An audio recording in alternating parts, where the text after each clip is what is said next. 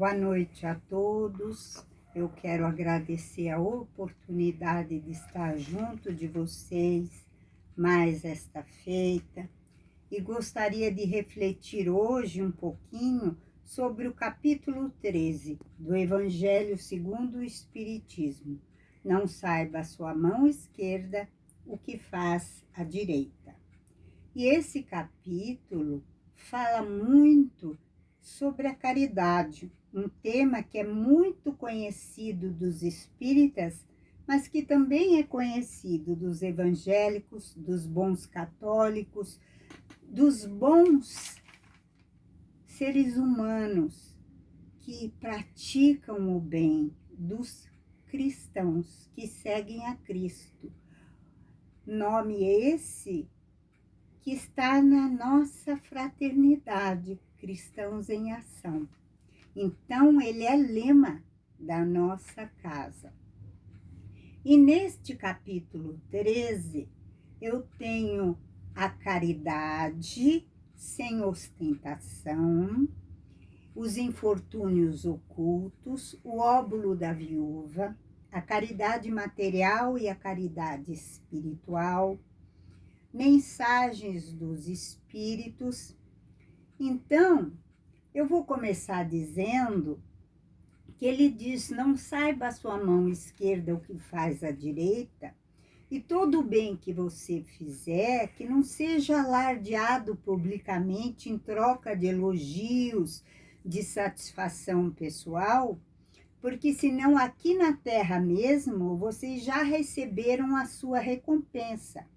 E tem muitas pessoas proativas, generosas, que se aliam a essas fileiras de fazer o bem, mas que querem em troca ter o seu ego acariciado.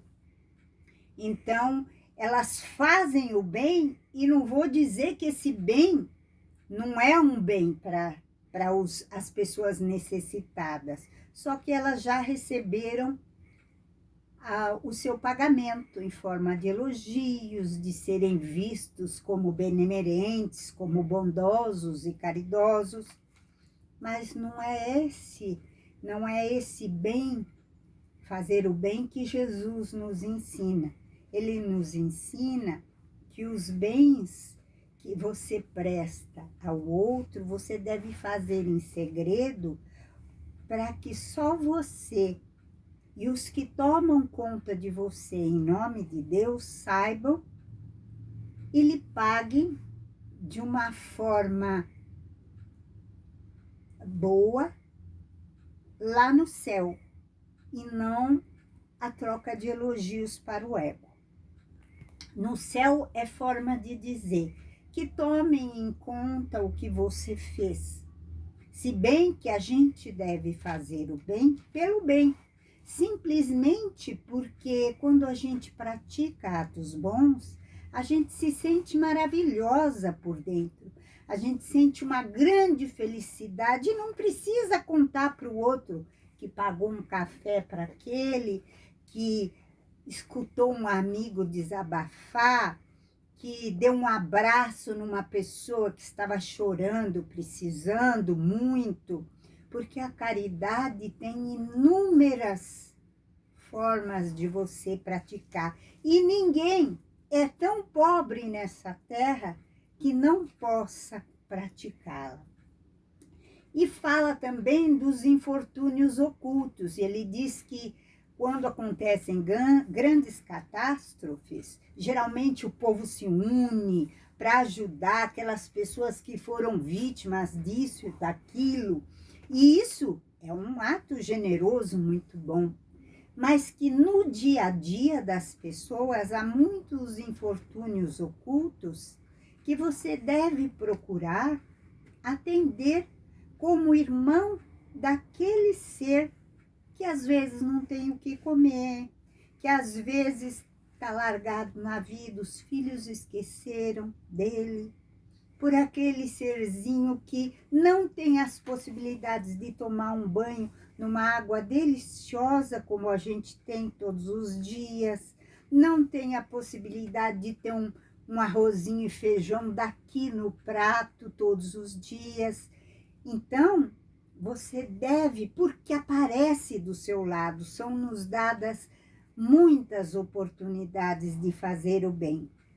Também fala do óbolo da viúva, que naquele gasofilácio, onde depositavam as oferendas, aqueles judeus que tinham muito dinheiro, soltavam as moedas devagar para que ela tilintasse naquele local que recolhia e todo mundo olhasse, poxa, aquele doou muito. E foi lá uma pequena viúva que depositou suas últimas 2 moedas. Por quê? Porque ela sabia que alguém estava precisando também. E a fé dela a sustentava, que lá em cima estavam vendo a sua situação.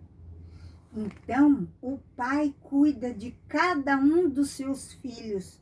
Nós podemos ver isso naquele Salmo de Davi, o Salmo 23. Nada me faltará. Então, nós não estamos ao léu na vida. Nós somos orientados nas provas que nos cabem e na maneira de ajudar os demais ao nosso redor.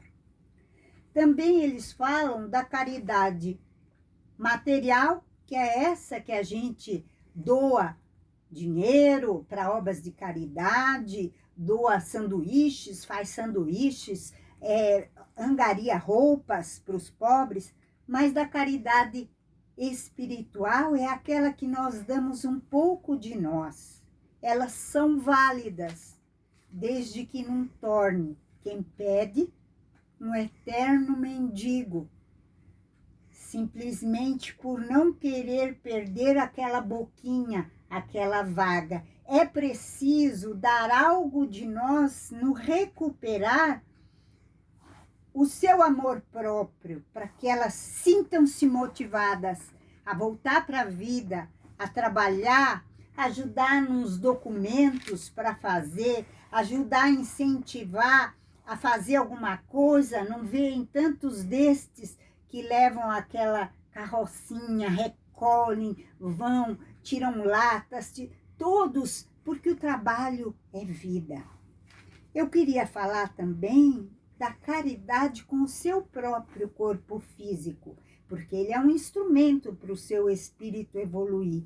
Então, a gente tem que cuidar para não comer em exagero, não beber em exagero, não usar essas drogas lícitas e ilícitas que podem prejudicar a evolução do nosso espírito, a nossa programação espiritual. E depois eu queria falar sobre a pergunta 886 do Livro dos Espíritos, que diz: qual o sentido da verdadeira caridade, como ensinava Jesus? E os espíritos respondem: benevolência para com todos, indulgência para com os demais e para consigo, não uma indulgência que permite acomodação, aquela que faz você se levantar novamente, refazer melhor e caminhar por aprender. E perdão das ofensas. Também eu gostaria de falar para vocês sobre uma parte do Evangelho que eu amo muito e que é aquela que é o testemunho de Cáritas, que ele fala: eu sou a caridade.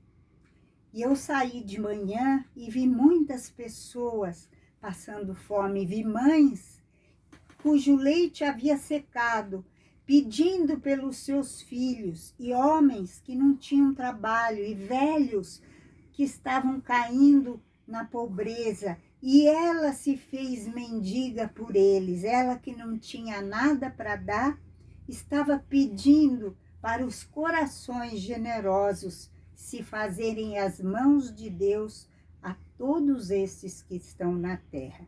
Esse pedaço sempre me arranca lágrimas, porque é uma coisa muito linda este pedaço, e eu incentivo vocês a lerem. E quero acabar hoje encerco essas pequenas reflexões com um poema de Casimiro Cunha, pela psicografia de Chico Xavier. Ele chama Entre Nós, e eu vou ler, porque embora eu saiba vários poemas de cor, a minha cabeça já não é mais a mesma. Eu não tenho meus 20 anos, então eu vou ler para vocês, que é uma coisa muito agradável da gente finalizar. Chama Entre Nós. Coração que não se abre à sementeira de amor, não guarda com segurança a luz do Consolador. Muita leitura sem obras, de ensino e consolação, traz a flor parasitária da inútil conversação. Desalento, choramingas, em pranto sempre a correr, expressa frequentemente muito serviço a fazer. Comentários contra ingratos, verbo amargoso e violento, são tristes revelações no anseio do isolamento.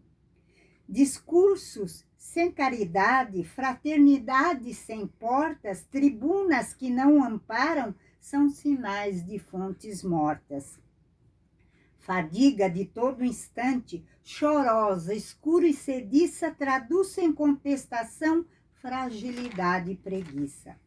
Cabeça muito ilustrada sobre a vida em calmaria, é uma lavrada em ouro muito nobre, mas vazia.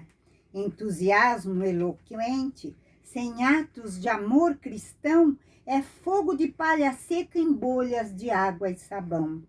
Sublime conhecimento, distanciado do bem, é tesouro enferrujado que não ajuda ninguém.